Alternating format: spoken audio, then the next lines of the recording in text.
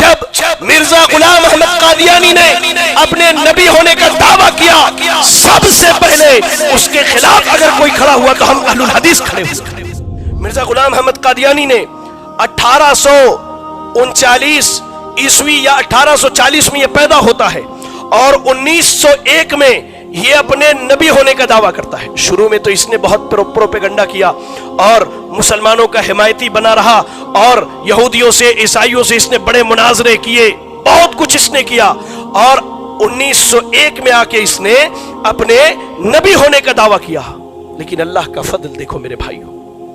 اللہ کا فضل دیکھو، آج جو امت اہل حدیثوں کو گالیاں دیتی ہے، جاؤ انہیں بتلاؤ جب مرزا غلام احمد قادیانی نے اپنے نبی ہونے کا دعویٰ کیا، سب سے پہلے اس کے خلاف اگر کوئی کھڑا ہوا تو ہم اہل الحدیث کھڑے ہوئے۔ سب سے پہلے مولانا حسین بٹالوی رحمہ اللہ نے ایک فتویٰ لکھا جس میں لکھا کہ مرزا قادیانی یہ زندیق ہے، یہ مرتد ہے، یہ کافر ہے اور یہ جھوٹا نبی ہے۔ فتویٰ لکھنے کے بعد اپنے استاذ میاں نذیر حسین محدث دہلوی رحمہ اللہ کے پاس آئے اور اس فتوے پر ان کی دستخط لی اور 200 علماء سے دستخط کروائے، 200 علماء سے۔ سب سے پہلے اگر قادیانیت کے خلاف کسی نے قدم اٹھایا تو ہم اہل الحدیث نے اٹھایا، اور سب سے پہلے مرزا قادیانی کو اگر کسی نے مباہلے کے لیے دعوت دی وہ بھی اہل الحدیث تھے، مولانا ثناء اللہ امرتسری رحمہ اللہ، وہ بھی اہل الحدیث سے۔ 1903 میں مرزا کے گھر پر جا کر کے، ممبر سے اسٹیج سے نہیں، مرزا کے گھر پر جا کر کے مرزا کو کہا اگر تو واقعی سچا نبی ہے تو آ ہم سے مباہلہ کر لے۔ اس وقت مرزا نے ایک دعا کی تھی، اللہ نے اس کی وہ دعا قبول کی، اللہ نے مرزا کی دعا قبول کی، کہا کہ ہم دونوں میں سے جو سچا ہے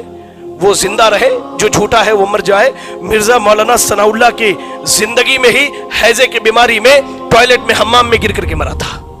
اللہ نے اس کی بھی دعا قبول کی تھی۔ اللہ، آج ہمارے بھائی کہتے کہ اللہ بغیر وسیلے کے دعا قبول نہیں کرتا ہے۔